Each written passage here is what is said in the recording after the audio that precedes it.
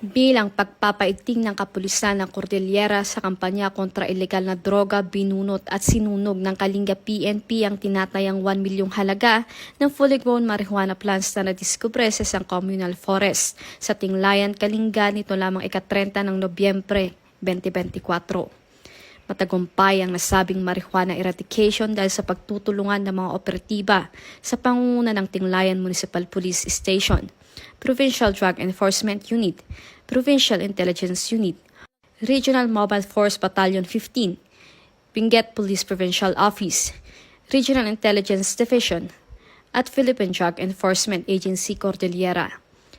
Nagresulta ang operasyon sa pagkakadiskubre ng 5,000 na piraso ng fully grown marijuana plants sa isang communal forest na may tinatayang lawak na 500 square meters. Bagamat walang nahuling cultivator, binunot at sinunog ng mga operatiba ang pinagbabawal na tanim sa mismong lugar.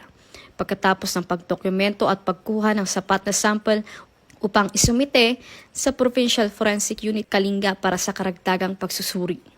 Ang matagumpay na operasyon ay patunay lamang na pambansang pulisya ay kaisa sa pagpapaigting ng kampanya kontra ilegal na droga bilang pagsuporta sa adhikain ng kasalukuyang administrasyon tungo sa isang bagong Pilipinas.